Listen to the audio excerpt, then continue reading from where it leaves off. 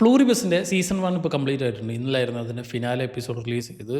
സാധാരണ വെള്ളിയാഴ്ചയായിരുന്നു ഇറങ്ങാറ്. ഇത് പെട്ടെന്ന് നേരത്തെ ഐ തിങ്ക് ക്രിസ്മസ് ഒക്കെ ആയിട്ടാണ് തോന്നുന്നു. ബുധനാഴ്ച തന്നെ ഇറക്കിയിട്ടുണ്ടായിരുന്നു. സോ സീസൺ 1ൻ്റെ തുടക്കം നല്ല രസമുണ്ടായിരുന്നു. ആദ്യത്തെ ഇനീഷ്യൽ 2 എപ്പിസോഡുകളായിരുന്നു നമ്മൾ ഇതിനു മുമ്പ് റിവ്യൂ ഇട്ടിട്ടുണ്ടായിരുന്നത്. സോ തുടക്കം കണ്ടപ്പോൾ ഇതിൻ്റെ ഒരു പോക്ക് എക്സെപ്ഷണലാണെന്ന് വിചാരിച്ചു. അതേപോലെ തന്നെയാണ് പോക്കെങ്കിലും അതിൻ്റെ ഒരു പേസിങ്ങിൽ ഒരു ചേഞ്ചും ഇല്ല. അതേ ഒരു ഒരു നോ എന്താണ് ഒരു സ്റ്റാൻഡേർഡ് പേസ് ഉള്ളത് അതേപോലെ തന്നെ ഈ സീരീസിൻ്റെ ഒരു വലിയ പ്രശ്നമായിട്ട് തോന്നുന്നു ഒരാൾക്ക് റെക്കമെൻഡ് ചെയ്യുമ്പോൾ നമ്മളിപ്പോൾ മറ്റ് സീരീസുകളൊക്കെ കണ്ടിട്ടുള്ള ആ ഒരു പാറ്റേണിലല്ല ഇത്. ഒരു സീരീസ് എന്ന് പറയുമ്പോൾ നമ്മൾ ഒരുപാട് ക്യാരക്ടേഴ്സിനെ കാണും, ഒരുപാട് സീക്വൻസുകൾ ഇങ്ങനെ മാറി മാറി മാറി വരും. ഇതിലതല്ല, ഇതിൽ ഈ കണ്ട സാധനം തന്നെയാണ് നമ്മൾ കാണുക. പക്ഷേ അത് തന്നെയാണ് ഈ സീരീസിൻ്റെ ഏറ്റവും വലിയ ഹൈലൈറ്റും ഏറ്റവും വലിയ പ്രത്യേകതയും. കാരണം ഒരു അപ്പോക്കലിപ്സ് നടന്ന് അവിടെ വെറും ഒരു 10-12 ആൾക്കാർ മാത്രമാണ് ഈ ഒരു ഇവൻറ്റിൽ പങ്കെടുക്കാത്തതുള്ളൂ, അല്ലെങ്കിൽ ഇതിൽ അഫക്റ്റ് ആവാത്തതുള്ളൂ. സോ അങ്ങനെയുള്ളപ്പോൾ അതിലുള്ളൊരു ക്യാരക്ടർ ഒറ്റയ്ക്ക് മാറി നിൽക്കുന്നൊരു ക്യാരക്ടർ എന്തൊക്കെ ചെയ്തു കൂട്ടും, തിരിച്ച് ആ ഒരു വേൾഡ് പഴയ പോലെ ആക്കണം എന്ന് വിചാരിക്കുന്ന ആ ഒരു ക്യാരക്ടറിന് എന്തൊക്കെയാണ് ഹഡിൽസാണ് കിടക്കേണ്ടി വരുന്നത് എന്നാണ് സീരീസ് കാണിച്ചു തരിക. അതിൽ ഒറ്റപ്പെടുക എന്നുള്ളത് അല്ലെങ്കിൽ ഒറ്റപ്പെടുത്തൽ എന്നുള്ളത് ഒരു ഒരു ഒരു പോർഷനായിട്ട് തന്നെ സീരീസിലുണ്ട്. സോ ഒരു മെജോറിറ്റി പോർഷൻ ഈ ഒരു ഒരു ഒരു പർട്ടിക്കുലർ കാര്യം കാരണം ഈ ഒരു ക്യാരക്ടർ ഒറ്റയ്ക്കാവുന്നതാണ്. സോ ഒറ്റയ്ക്കായിട്ട് നമുക്ക് അല്ലെങ്കിലേ അറിയാം ബാക്കി എല്ലാവരും കൂടി ആരുമില്ല. അതിൻ്റെ ഇടയിൽ കൂടെ ഈ ബാക്കിയുള്ള ഇവർ ഈ നിൽക്കുന്ന ആൾക്കാരടക്കം മാറിപ്പോയി എങ്ങനെയായിരിക്കും ആ ക്യാരക്ടറിന് ഫുൾ ഒറ്റപ്പെടലാണ്. സോ അതാണ് ഈ സീരീസിലൊരു മെജോറിറ്റി പോർഷൻ. സോ ആ ഒരു ഒറ്റപ്പെടുന്ന സീക്വൻസുകൾ നമുക്ക് കണ്ട് ഡൈജസ്റ്റ് ആകാൻ കുറച്ച് ടൈം എടുക്കുന്നു മാറും. കാരണം നമ്മൾ ത്രൂ ഔട്ട് ഒരു എപ്പിസോഡിൽ ഫുള്ള് ഈ ഒരു ക്യാരക്ടറിനെ മാത്രമേ നമ്മൾ കാണൂ, വേറെ ഒന്നും നമ്മൾ കാണില്ല.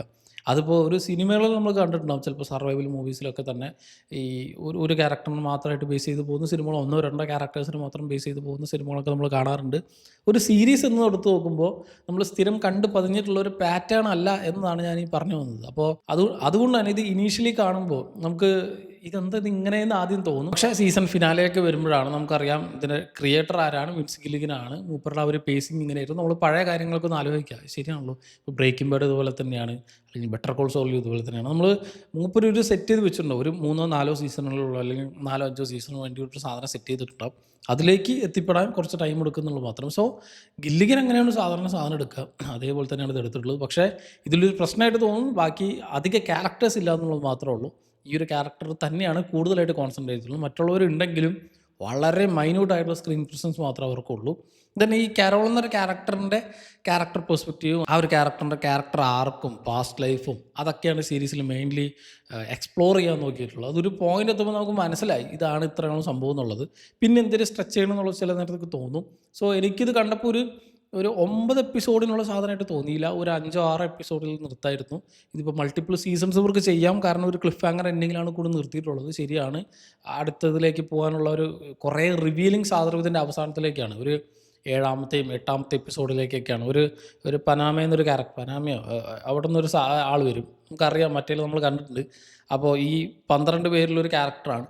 ആ ഒരു ക്യാരക്ടർക്ക് മാത്രമാണ് കരോളിനെ പോലെ തന്നെ ഇത് തിരിച്ച് പഴയ പോലെ കൊണ്ടുവരണം എന്ന് ഒരു ആഗ്രഹമുള്ളൊരു ക്യാരക്ടർ. സോ ആ ഒരു ക്യാരക്ടറും കൂടി വന്നു കഴിയുമ്പോഴാണെങ്കിൽ സാധനം കുറച്ചും കൂടി ഇൻട്രസ്റ്റിംഗ് ആവും. പക്ഷേ അത് ടുവേർഡ്സ് ദി എൻഡ് ആവും എന്നുള്ളത് മാത്രം. സോ അത് കുറച്ചും കൂടി ഒന്ന് പെട്ടെന്നാക്കായിരുന്നു. കാരണം ഇപ്പോൾ മനസ്സിലായി എവിടേക്കാണ് കരോളിലെ പോക്ക്, പോയിട്ട് തിരിച്ച് വരണം, ആ സംഭവങ്ങളൊക്കെ സ്പോയിലർ ആവുന്നുള്ളത് ഞാൻ ഡീറ്റെയിൽ ആയിട്ടൊന്നും പറയുന്നില്ല. സോ ഒരു ഫസ്റ്റ് ടൈം വ്യൂവറിനെ റെക്കമെൻഡ് ചെയ്യുക, അല്ലെങ്കിൽ സൈഫൈ സീരീസുകളൊക്കെ കണ്ട് ഇഷ്ടപ്പെടുന്നവർക്ക് വേണ്ടി റെക്കമെൻഡ് ചെയ്യുക എന്നുള്ള രീതിയിൽ പറയുമ്പോൾ ഒരു ഫസ്റ്റ് ടൈം വാച്ചർക്ക് പറ്റിയൊരു സാധനം അല്ലാന്ന് എനിക്ക് തോന്നി. കാരണം ഈ സീരീസിൻ്റെ പാറ്റേൺ അങ്ങനെയാണ്, ഗില്ലിഗൻ്റെ റൈറ്റിംഗ് അങ്ങനെയാണ്, അതേ രീതിയിൽ തന്നെയാണ് പോക്ക്. സോ മറ്റ് സീരീസുകളൊക്കെ കണ്ട് ഒരു സാച്ചുറേറ്റഡ് ആയിട്ടുണ്ടെങ്കിൽ മാത്രം ഇതിലേക്ക്, കാരണം ഇത് നമ്മളെ എൻ്റയർലി ഒരു ഫ്രഷ് ടേക്കാണ്, ഫ്രഷ് പെർസ്പെക്റ്റീവാണ്. ഇങ്ങനത്തെ ഒരു സാധനം നമ്മൾ അധികം കണ്ടിട്ടുണ്ടാവില്ല. കാരണം ഇന്ന് ആലോചിച്ച് നോക്കുക, ഒരു സിനിമയിൽ ഒരു ക്യാരക്ടറിനെ വെച്ച് ഒരു മണിക്കൂറോ 1.5 മണിക്കൂറോ നമ്മൾ ത്രൂ ഔട്ട് കാണുന്നത് പോട്ടെ, ഒരു 9-10 മണിക്കൂർ നമ്മൾ ഒരു ക്യാരക്ടറിന് മാത്രമായിട്ട് നിൽക്കുകയാണെങ്കിൽ അതിൻ്റെ പ്രിമേസ് അങ്ങനെയാണ്. അത് സീരീസ് പറഞ്ഞ് ഫലിപ്പിക്കാൻ നോക്കുന്ന കാര്യം അതാണ്.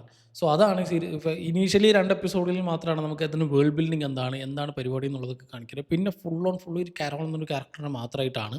സോ അതിൽ കുറച്ച് ടൈം ഇൻവെസ്റ്റ് ചെയ്ത് നമ്മൾ ആ ക്യാരക്ടറിൻ്റെ ആർക്ക് പ്രോപ്പറായിട്ട് മനസ്സിലാക്കിയിട്ട് വേണം കാണാൻ. പക്ഷേ സ്റ്റിൽ അത് കുറച്ച് സ്ട്രെച്ചഡ് ആയി പോലെ എനിക്ക് തോന്നി. പക്ഷേ സെക്കൻഡ് സീസണിലേക്ക് വരുമ്പോൾ ഒരു പക്ഷേ ഇതിനേക്കാൾ കൂടുതൽ ഒരു കുറച്ച് ടൈറ്റ്ലി ഭയങ്കര കുറച്ചും കൂടി പേസുള്ള കുറച്ചും കൂടി ടൈറ്റ്ലി പാക്ഡ് ആയിട്ടുള്ള സാധനമാക്കി മാറ്റാം. സോ ഫസ്റ്റ് സീസണിൻ്റെ ഗ്രാഫ് ഇനീഷ്യലി മേലോട്ടായിരുന്നെങ്കിലും പിന്നീട് അങ്ങോട്ട് താഴോട്ടല്ല, ഒരു സ്റ്റേബിൾ ആയിട്ടുള്ള ഒരു ഫോമിലാണ് ഫിനാലെ വരെ എനിക്ക് പോയതായിട്ട് എനിക്ക് ഫീൽ ചെയ്ത്. സോ അവിടെ നിന്ന് അങ്ങോട്ട് പിന്നെ ഒരു ഓക്കേഷ് വാച്ച് ആയിരുന്നു. എങ്കിലും ഇതിൻ്റെ അറ്റംപ്റ്റ് അടിപൊളിയാണ്. ഇങ്ങനത്തെ ഒരു പ്ലോട്ട് നമ്മൾ അധികം കണ്ടിട്ടില്ല. ആ ഒരു കാര്യം കാണാൻ വേണ്ടിയിട്ട് വേണമെങ്കിൽ എക്സ്പ്ലോർ ചെയ്ത് നോക്കാം. പ്ലൂറിവേഴ്സ് അതുകൊണ്ട് തന്നെ അതിൻ്റെ ഒരു പ്രിമേസ് കൊണ്ടും അത് പറയാൻ ഉദ്ദേശിക്കുന്ന ഒരു പ്ലോട്ട് കൊണ്ട് ഇതുവരെ ആരും എക്സിക്യൂട്ട് ചെയ്യാത്ത ഒരു സാധനം ആയതുകൊണ്ടും ഒരു പ്രിമേസ് കാരണം ഈ വർഷത്തെ മികച്ച സീരീസുകളൊന്നായിട്ട് തന്നെ നിൽക്കും. ഞാൻ ഈ പറഞ്ഞ പോലെ അതിൻ്റേതായ ഡൗൺ സൈഡുകളും ഡൗൺ ഗ്രേഡുകളൊക്കെ സീരീസിൽ ഉണ്ടെങ്കിലും ത്രൂ ഔട്ട് ബാക്കിയുള്ള സീസണുകളിലൊക്കെ തന്നെ, ബാക്കിയുള്ള എപ്പിസോഡുകളിലൊക്കെ തന്നെ. പക്ഷേ സെക്കൻഡ് സീസണിലേക്ക് പറ്റിയ നല്ലൊരു ക്ലിഫ് ഹാങ്ങറിൽ കൊണ്ട് വെച്ചിട്ടുണ്ട്. കുറേ കാര്യങ്ങൾ ഇവർ ആ ഒരു ഫിനാലയിലാണ് റിവീൽ ചെയ്യുന്നത്. അത് ശ്രദ്ധിച്ച് കണ്ടാൽ തന്നെ മനസ്സിലാവുള്ളൂ എന്താണ് പരിപാടി എന്നുള്ളത്. അതിന് മുമ്പ് ഇടയ്ക്കിടയ്ക്ക് കാണിക്കുന്ന കുറേ ഹിൻറ്റും കാര്യങ്ങളൊക്കെ ഉണ്ട്. ഇപ്പോൾ ഈ കാരോളും നമ്മുടെ മറ്റേ ക്യാരക്ടറും കൂടി ഈ ടെലസ്കോപ്പ് വെച്ച് ഇവരുടെ ആ ഒരു പ്ലാനറ്റിനെ പറ്റി പറയുന്നതും ഇവർ ആ ഒരു വെക്കേഷൻ സമയത്ത് പോകുമ്പോൾ ഇരുന്ന് സംസാരിക്കുന്ന കുറച്ച് കാര്യങ്ങളും സ്റ്റെം സെൽസിൻ്റെ കാര്യങ്ങളും ഇങ്ങനത്തെ കുറേ കാര്യങ്ങളുണ്ട്. പിന്നെ ആ വന്ന ക്യാരക്ടർ ആ ഫ്രീക്വൻസി വെച്ചിട്ടുള്ള നടത്തുന്ന പരിപാടിയും ഇതൊക്കെ തന്നെ ഒരുപക്ഷെ സെക്കൻഡ് സീസണിലായിരിക്കും നമുക്ക് റിവീൽ ചെയ്ത് കിട്ടുക. സോ അതൊക്കെ ജസ്റ്റ് ഇങ്ങനെ ഹിൻഡ് പോലെ അവിടെ ഒക്കെ ആയിട്ട് പറഞ്ഞു പോയിട്ടുള്ളൂ. ആൻഡ് ഇതൊക്കെ ഉണ്ടെങ്കിലും സെക്കൻഡ് സീസണിലേക്ക് വരുമ്പോൾ ഈ കാണിച്ച സാധനം തന്നെ ആയിരിക്കരുത്, അതിലും കുറച്ച് ചേഞ്ചസ് വരണം. ഈ പറഞ്ഞ പോലെ പേസിങ് കുറച്ച് കൂട്ടേണ്ടതാണ്. സോ അങ്ങനെ ആവട്ടെ എന്ന് പ്രതീക്ഷിക്കാം. ഇതിൻ്റെ സീസൺ 2 പറ്റിയുള്ള അനൗൺസ്മെൻറ്റുകളോ കാര്യങ്ങളോ കൂടുതൽ ഞാൻ ഇവിടെ കണ്ടില്ല. ഭാവിയിൽ വരുന്നുണ്ടാവും. ആപ്പിൾ TV+ ആണ് റിന്യൂ ചെയ്യുന്നുള്ളത് തീർച്ചയാണ്. സോ ആപ്പിൾ TV+ൻ്റെ മറ്റൊരു നല്ല ക്വാളിറ്റിയുള്ള ഒരു ഷോ ആയിട്ട് തന്നെ മാറിയിട്ടുണ്ട് പ്ലൂറിവേഴ്സിൻ്റെ ഫസ്റ്റ് സീസൺ. സോ കണ്ടുവരണമെങ്കിൽ സീരീസിനെ പറ്റിയുള്ള നിങ്ങളുടെ അഭിപ്രായം.